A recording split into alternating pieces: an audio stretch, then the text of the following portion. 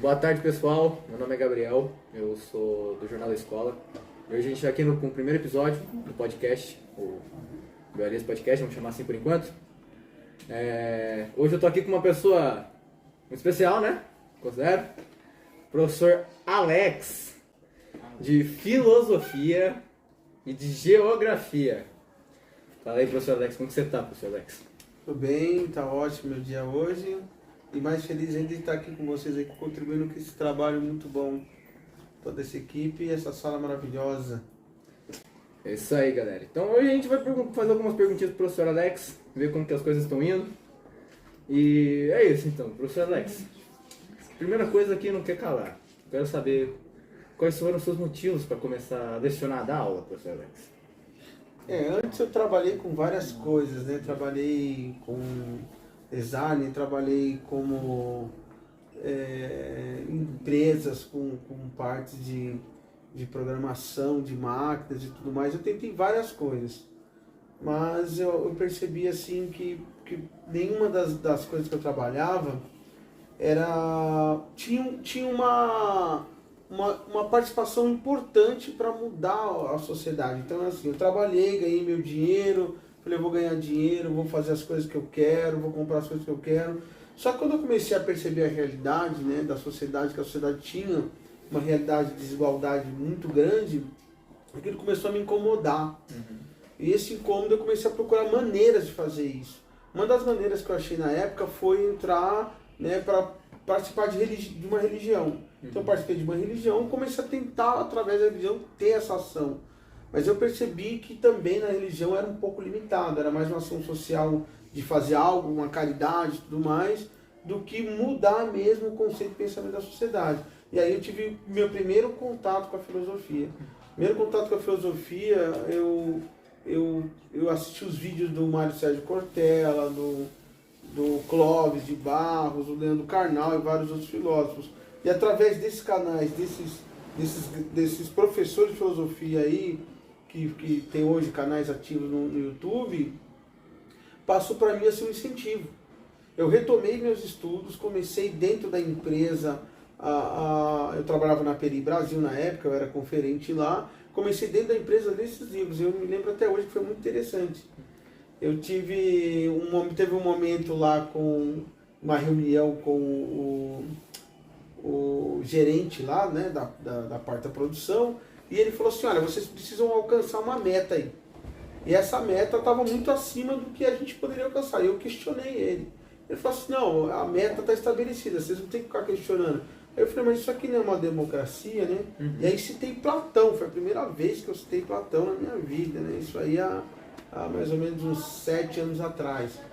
E aí ele falou para mim, não, isso aqui é eu que mando dessa maneira. E aí eu continuei citando que a democracia tinha participação, que só a maneira democrática a gente poderia na empresa ter uma cooperação de todo mundo. E acabou essa conversa ali, ele entrou para dentro, não quis me responder, e a partir dali eu decidi que eu iria começar a investir nessa parte de filosofia e intelectualidade. Vários funcionários vinham conversar comigo e saí dali, prestei o ProUni, né, na época, que foi uma coisa que me ajudou muito. Eu tinha os meus livros, mas o ProUni me ajudou bastante, e aí eu comecei a estudar na faculdade História, fiz História. Dentro do curso de História você estuda Filosofia, Sociologia, né? Comecei a comprar os livros, né, também de outras áreas para poder me aprimorar mais, e comecei a dar aula antes de terminar mesmo a faculdade, um ano antes. E o primeiro contato com a escola para mim foi um contato que foi traumático. Traumático? Como assim traumático? Porque eu imaginava uma escola, na minha época de adolescente, quando eu tinha a idade de vocês, que era uma escola que eu não gostava. Era uma escola que tinha sempre um método único de aula, uma coisa clássica da aula, aquela lousa cheia de lições. Eu questionava, os professores não gostavam disso. Não é questionar o método professor, eu questionava o conteúdo da aula, a maneira que a aula estava indo, eu achava que era muito pouco interativo. Sim. E os professores não gostavam, então eu pensei comigo, eu falei, caramba, eu lembrei disso. E aí eu pensei comigo, poxa, a maneira que eu vou dar aula, qual vai ser a minha metodologia? Minha metodologia vai ser baseada em fazer tudo aquilo que eu gostaria que os professores da minha época fizessem, mas eles não tinham feito. E aí eu pensei, escrevi tudo isso, fiz um relatório sobre essas coisas, comecei a desenvolver os métodos a partir daí. Então meu contato após esse trauma, após isso, na sala de aula foi como eventual. E eu já comecei a usar isso como eventual, cara. Foi muito bom esse uso, eu percebi que tinha esse contato com os alunos, e passei pelo Leonardo, por várias escolas de Vargem Grande Paulista, por Ibiúna, e vim parar no Bel Elias agora, né? E utilizando sempre esses métodos. Então, para mim, as minhas aulas, o que eu faço na escola, eu não enxergo como trabalho. Eu enxergo como uma atividade profissional, intelectual, uma atividade educacional, atividade social. Né? Tem a questão do trabalho? Tem todas as coisas, sim, o salário e tudo mais. Mas para mim, como que eu encaro esse dia? Sim. Eu gosto da aula, eu não gosto de faltar, não gosto de atrasar meus conteúdos, né? Os alunos que me conhecem sabem disso. E eu acho que é uma preocupação com a educação, porque na minha visão, Gabriel, eu ouvi uma coisa muito interessante, cara. Quando eu comecei a dar aula, meu irmão falou assim pra mim: pô, por que você tá mexendo com isso? História, filosofia, cara? Eu falei: pô, eu quero um mundo melhor. Ele falou assim: você não vai conseguir mudar o mundo. E aí, a hora que acabou, eu fui ler, né? Eu fui ler princípios da filosofia de Descartes, e aí me vem uma outra frase na cabeça, né? Poxa, eu não vou mudar o mundo. Com certeza, é muito difícil mudar o mundo de uma vez. Mas e se eu tentar uma cabeça por vez? E aí eu tenho esse lema hoje comigo, né? Vai mudar o mundo? Uma cabeça por vez. Exatamente. Bom, hoje em dia você falou que as aulas eram muito, como pode dizer, seguia um padrão, né? Era louso o tempo inteiro, né? Hoje em dia, graças a Deus, isso aí tá mudando. A gente tem várias coisas interativas aqui, como o clube, o juvenil, né? E as eletivas. O senhor tem eletiva de música. Pode falar um pouco sobre ela? Então, a eletiva de música também entra um pouco nesse contexto, porque assim, é claro, não é só as minhas aulas que fazem a educação ser melhor. É todo esse contexto que vocês estão percebendo, né? Eletivas, clube juvenil, o protagonismo que vocês estão tendo, a liberdade que vocês estão tendo para participar dessas aulas, a interatividade entre vocês, né? O intervalo também ser maior, ter mais espaço para vocês conversarem entre vocês. Eu acho que a API tem muito que melhorar, não é perfeito, não está lá, acho que tem muito que melhorar, mas eu acho que já é um caminho que está começando. E a eletiva é uma coisa que é bem interessante, porque eu pensei assim, caramba, a minha primeira eletiva eu fiz sobre projeto social. Projeto social. Eu fiz lá no São Lucas. Eu tive que fazer projeto social mesmo, né? Porque eu também tenho essa formação de direito. Como que é a eletiva de projeto social? Então, a eletiva de projeto social era ver questões de leis sociais que incluíam minorias, né? E aí eu falei com alguns alunos, um aluno meu que era especial, fez lá um trabalho lá falando, eu tenho esse vídeo até hoje, no qual ele é um garoto que ele tem acho que é microcefalia, e ele tem dificuldade de comunicar. Ele fez um trabalho de vídeo falando que ele gostou das atividades que eu mandei para ele. Isso foi muito bom. Eu achei legal. Só que quem fez praticamente toda a eletiva foi eu. Eu não entendi o que era eletiva. No segundo ano que foi aqui, no Elias, o ano passado, eu fiz a trilha antirracista, e aí eu fiz um trabalho de eletiva que era sobre o antirracismo, né, com o segundo A. E a turma participou e tudo mais, só que eu criei todos os slides, eu passei todos os textos. Eles tiveram protagonismo, mas não foi 50% do protagonismo dele, o restante foi eu. Porque eles fizeram teatro e tudo mais. Esse ano eu parei, sentei e falei: não, peraí, eletivo é puro protagonismo. Então, eu falei: o que dá para ser um protagonismo? Uma coisa muito protagonista. Eu pensei: eu vou ter que desafiar a realidade. Desafiar a realidade é falar: poxa, no mundo tecnológico, de músicas eletrônicas, onde todo mundo está ouvindo tudo eletrônico, onde as músicas agora só tem uma pessoa cantando ali no microfone gravado ou modificada a voz. Por que não trazer os instrumentos de volta, né, para a área musical e para dentro da escola? Sim. Trabalhe o socioemocional do aluno, trabalhe a sua perspectiva e também, sim, o aluno sonha um dia em, claro, tá sendo um artista musical, trabalhando com arte, e a música tem tudo a ver com isso. Então, os alunos que gostam de arte acabaram entrando. Só que eu vou falar uma coisa para você, Gabriel. Cara, no início, quando eu montei a seletiva, eu falei: só vai ter 3 alunos. Mas encheu, né? Ninguém. Encheu, mas de início, o ano passado, vocês não estavam aqui, né? Vocês estavam no novo. Estavam no novo. Cara, foi assim, sentamos na quadra, eu olhei e falei, ninguém vai vir. Os caras curtem funk, curtem música eletrônica, coisa que não tem instrumento, eu toco com um monte de instrumento, violão, né, e outras coisas. Quem vai cantar? Ninguém canta mais hoje em dia. Aí começou a vir, primeiro tinha 5 alunos. Só 5? Só 5 alunos, que era realmente que tocava, né? O Douglas ali, a Fabiana entrou meio tímida e tal.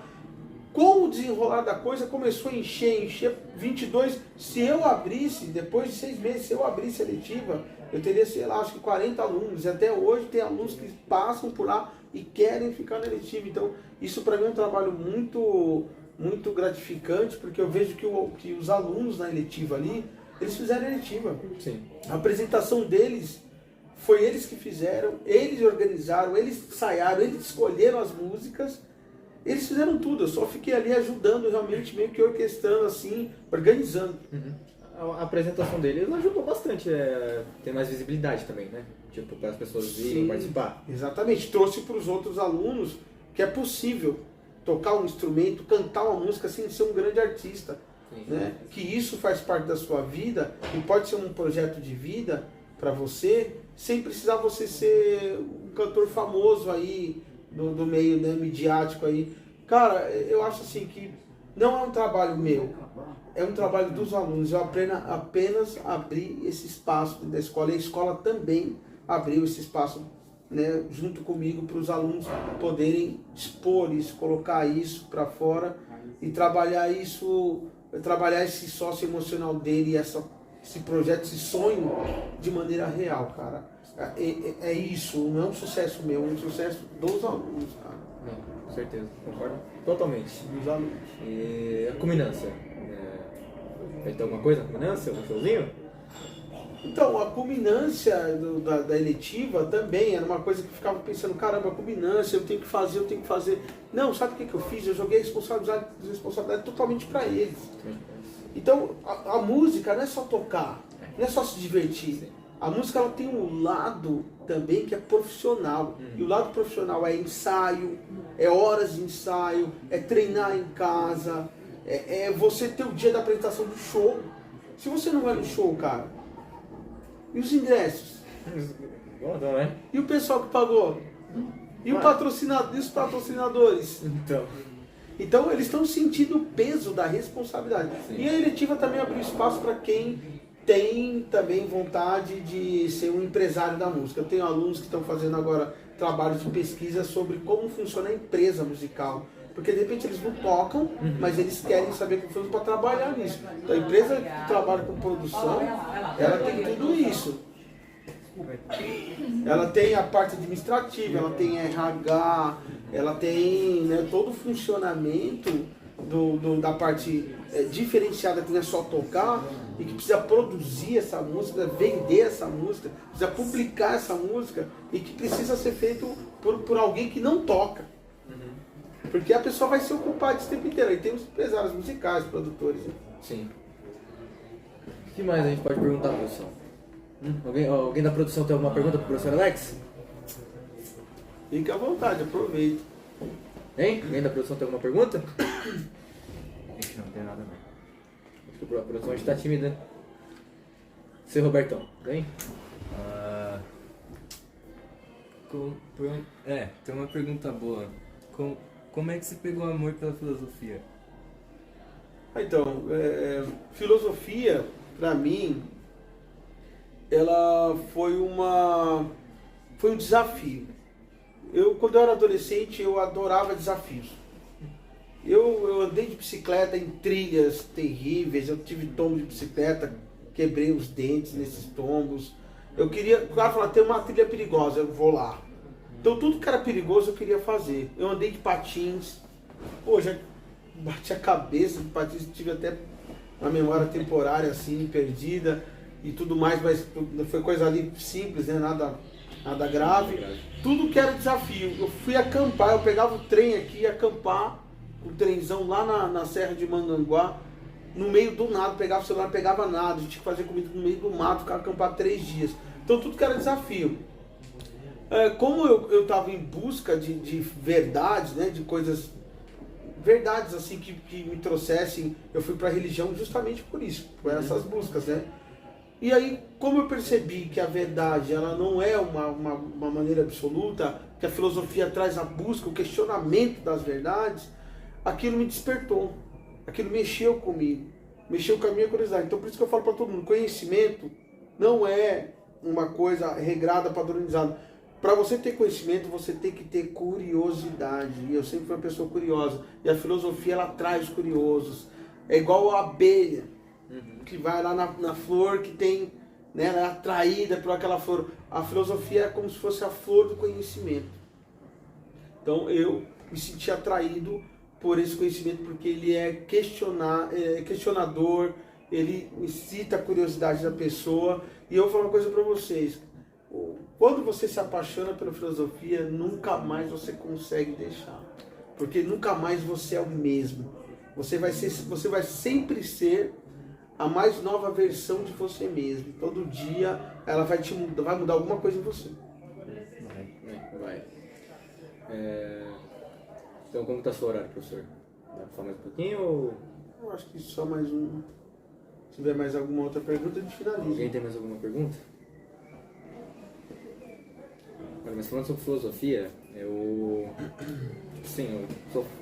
sabia que eu ia ter, né? Chegar no ensino médio eu ia começar a ter, mas eu não achava que ia ser tipo, uma matéria que ia me apegar tanto. Tipo, filosofia eu acho incrível porque explora um lado da minha mente que eu nunca pensei que explorar, um lado mais pensativo, um lado mais crítico. Você já disse, né, que é pra gente ser mais crítico, pra gente questionar, é algo realmente muito bom mesmo. E agora, geografia, né? Você é formado em geografia também? Também. Bom. E a maneira de ensinar isso também mudou. A maneira de ensinar filosofia de antigamente, há um tempo atrás, ainda tem gente que ensina assim, né? Mas a BNCC e outros documentos, elas nos orientam a ensinar de maneira diferente. O próprio currículo que vocês têm. Você ensinar filosofia, a gente tinha que passar a história dos filósofos, certo? Os principais pensamentos, as épocas, e o aluno tinha que entender aquilo. Igual época, pensador, livro, pensamento. Hoje a filosofia mudou muito. A filosofia hoje ela se tornou uma ferramenta. Pensa que a vida é um lago que você tem que atravessar. Você tem um barco, certo? Que é a sua mente, que é a sua vida. Só que você precisa de remos para remar nesse lago. A filosofia, elas são os remos. Então elas são as ferramentas que você vai ter para enfrentar problemas na sua vida, para conseguir pensar sobre eles, para conseguir agir de maneira ética na sociedade. Então a filosofia hoje é ensinada na escola, pelo menos pelos professores que entenderam isso, como uma maneira de fornecer para os alunos, né? Aluno é até uma palavra meio estranha, porque vem aí, né, da parte do grego de sem luz, né? Alunos sem luz. Então eu acho melhor dizer assim, aos educandos, né? Aqueles que estão interessados ali no conhecimento, que fazem parte do corpo da escola, os discentes, para que eles possam usar essas ferramentas. Sociologia também, ferramentas. Então humanas hoje é um ferramental pro aluno. Por isso que você está achando legal. Sim. Não só você, mas outros alunos. Porque está trazendo para vocês ferramentas para vocês pensarem melhor questões da vida. Sim, são aulas totalmente diferentes. Tipo, você usa a TV, o PowerPoint, vários slides, a gente lê, aborda vários temas. Você disse que você ia passar sobre os filósofos e pensamentos deles. Mas agora não, né? Você passa sobre temas que estão em alta, né, que a sociedade hoje em dia, que a geração toda discute, a gente aborda isso, é muito, muito bom. Gabriel, e por trás, vocês não percebem porque eu não deixo, né, vocês perceberem assim nitidamente. Mas eu por trás, eu deixo o nome do filósofo numa frase, eu uso uma frase do filósofo, e vocês estão aprendendo uma filosofia difícil de uma maneira prática. Por quê? Porque eu encurtei, cara, aquela distância do filósofo grego lá não sei das quantas para a filosofia aqui do Brasil que você vive. Atual. É isso que é legal, discutir os temas, joga uma polêmica lá. Sim. Todo mundo quer falar. Sim. Hoje, né, todo mundo quer saber de uma polêmica. Todo mundo quer. Eu acho que filosofia, inclusive, ela é a disciplina do futuro. Porque cada vez mais o ser humano se sente tem a necessidade de discutir temas. Hoje eu passei aí com o Roberto e com o Arthur, aí na sala de aula que o terceiro não veio, a gente ficou conversando. Nós ficamos conversando mais de meia hora sobre assuntos polêmicos e questionando sobre a vida. A gente viu a hora passar. Sim. Foi uma coisa assim, cara. Tem aulas lá, né, na sua sala que a gente não vê passar. Porque estamos discutindo assuntos Passa muito rápido. muito rápido. Precisa deixar todo mundo dar opinião, então. E daí não abandona nada. Vai umas 5 horas. 5, todo mundo. Entendeu? Mas que bom que vocês gostaram, fico feliz. O importante são vocês. Sim. Eu estou aqui por vocês. Vocês são a sociedade do futuro. Eu acho que o futuro realmente está no adolescente. Tem até uma filosofia da Bíblia que diz, né? Das crianças, dos jovens, dos velhos. E eles falam, velho, a sabedoria, a criança tem toda a sua inocência, a sua beleza, mas a força está nos jovens. A força está em vocês. Vocês vão ser os futuros adultos que vão dirigir aí essa sociedade aí, que a gente espera que seja melhor. Isso aí, galera. Então, galera, acho que eu vou encerrar por aqui hoje. Antes de você encerrar, a produção aqui teve umas perguntas durante... Sério? Você perguntou aí. Então é isso, né, galera? Bora aí, galera. Faz pergunta aí, produção. Vai lá. Foi difícil você se formar na faculdade de filosofia ou geografia em si? Foi complicado? Teve advertências? Área de humanos, em resumo. Advertências não, né? Mas assim, acho que não é dificuldade de se formar. Acho que o problema da faculdade é você entender o que é. Porque assim, a faculdade você tem que... Eu tenho amigos que terminaram junto comigo que tem 4, 5 livros. Nas 2 faculdades que eu fiz, só de livros indicados pela faculdade, eu tenho 300 livros em PDF.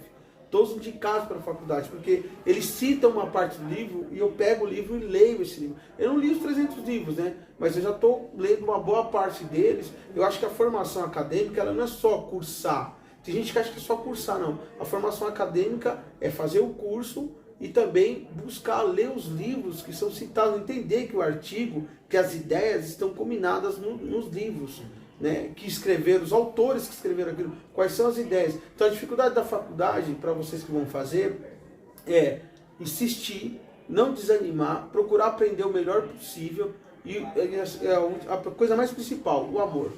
Você tem que fazer o que você gosta. Mas você acha que a faculdade hoje em dia é, tipo, eu vejo muita gente falar que, tipo, não precisa fazer faculdade hoje em dia é inútil. Você acha isso? Não, eu não acho que a faculdade é inútil. Eu acho que assim, tem 2 vertentes. Uma, a do capital, que aí você tem os exemplos do Mark Zuckerberg e outros que largaram aí a faculdade e ganharam muito dinheiro. Então você tem a questão do cara que quer dinheiro e você tem a questão da pessoa que ela quer exercer algo que ela gosta com qualidade. Ela quer exercer qualidade e se especializar naquilo. Você precisa cursar mas, o curso superior. O Mark Zuckerberg fez em Harvard, né? 3 anos em Harvard Ele não terminou. Não terminou. Mas... Ele foi fazer outra coisa. Então, ele quer dizer assim, olha, se você souber ganhar dinheiro, você não precisa de uma faculdade. Né? Não, ele não disse isso, mas a história muita gente interpreta dessa maneira. E também tem as pessoas que pensam assim, olha, hoje em dia nós estamos com uma preocupação muito grande, porque o jovem está muito imediatista. Então eu quero dinheiro agora, eu preciso de grana agora. Grana ou estudo? Grana. Só que você não está vendo que no futuro, como o Ricardo sempre fala, né, vai fazer 18 anos, você vai se alistar, você vai sair daquele emprego, vai ter que voltar tudo do zero. E aí você está sem estudo. Como você vai fazer um concurso público? Como você vai prestar um vestibular? Então, as oportunidades, elas estão cada vez mais voltadas para quem tem qualificação no trabalho que vai fazer. Emprego hoje, tem emprego, mas para que mão de obra qualificada? A mão de obra geral sem qualificação, ela é vasta e não é só aqui. É em vários países você tem isso. É claro que nós temos alguma divergência em países muito desenvolvidos na questão do estudo, que tem a dificuldade da mão de obra sem formação acadêmica, mas também precisa de uma qualificação ali em termos técnicos. Então você tem curso técnico e você tem curso superior. Tem mais alguma pergunta? Fazer uma pergunta. Pode fazer aí. O Gustavo da produção vai fazer a pergunta. Eu tenho uma pergunta pra você. Você já criou uma frase filosófica própria sua? Frases filosóficas assim, próprias minhas. Às vezes eu não é que eu não tenho um costume de criar e escrever, mas tem momentos filosóficos que eu vou andando pela sala, vou levantando questionamentos, né? Falando coisas para deixar, como eu fiz hoje com a gente, deixar as pessoas pensando sobre aquilo. Então a filosofia ela vai te ajudando a elaborar questões. Muitas pessoas se enganam a respeito da filosofia. Eles acreditam que a filosofia vai te trazer respostas. Não. Eu também achei isso. Mas a filosofia, ela me ajudou a fazer as perguntas. Então, se você faz perguntas erradas, como você quer ter respostas certas? Primeiro você tem que aprender a fazer as perguntas certas. Então, quando eu faço isso na sala de aula, ou quando eu faço isso com os meus amigos, eu estou fazendo um treino mental, né? Que é treinar a sua mente, que é, na verdade, né, não é só um treino, é uma indução, né, mental, para induzir a sua mente a questionar as coisas, porque isso vai fazer com que você desperte mais ainda o seu senso crítico. Senso crítico está ligado ao quê? Autonomia. Autonomia é a base principal do protagonismo. Ser protagonista não é só na escola, é ser protagonista na sua vida, é ser dono da sua vida. É dirigir a sua própria vida. E não ficar se baseando em outras pessoas, outras ideias, como pessoas se baseiam em ídolos e vivem pelo ídolo. Não. É você viver pela sua própria personalidade. É você desenvolver a sua própria personalidade. Agora, eu lembrei uma coisa. A gente já tem uma diferença hoje em dia também na questão da própria geografia, né? Como você falou da faculdade. Já a geografia ela já vai trabalhar o seu outro contexto, um contexto seu de entendimento territorial, de entendimento econômico, de entendimento de como funciona o mundo, na questão que a geografia abrange uma área enorme hoje em dia, que é uma área também teórica, né? Então você tem uma série de teorias dentro da geografia. A filosofia é a mãe de todas as ciências. De lá saíram todas. Ela é a primeira que deu vertente a todas. E a geografia hoje em dia, vamos dizer que seria a ciência de transição. Ela engloba física, química, filosofia, história. Aqui interliga humanas com exatas, né? Interliga exatamente humanas com exatas. No terceiro ano, vocês vão observar que vocês vão estudar bastante economia. Vai ser bem legal. Vai ter muito sobre economia. Vocês vão aprender como que funciona bolsa de valores, juros, taxa Selic, como que tal, quais são, né, o que é tendência de mercado, como que as probabilidades estatísticas que estão estudando em matemática funcionam em economia. Então, oferta, demanda. A minha ideia é de que a geografia de redes trabalhe a formação econômica de vocês. Então, na parte, complementando a pergunta deles sobre formação de faculdade, é isso. É esse o objetivo, tem que ter objetivo lá dentro. E a segunda que ele falou, né, sobre essa questão de filosofia, é realmente filosofar é uma coisa que você faz diariamente. Sim, você não tem uma fase, você tem que ter o costume de filosofar. Então, mais alguma pergunta, galera? Não? É isso. É isso aí. É isso, então. Obrigado, professor Alex, por participar. Valeu. Foi ótimo. Eu que agradeço. Então, galera, segue a gente no canal do YouTube, né? E também segue a gente no Instagram e no Twitter. No Twitter a gente tá precisando de bastante seguidor. E muito obrigado por todos os seguidores que a gente tem no Instagram. É muito seguidor. E é isso, galera. Até o próximo podcast.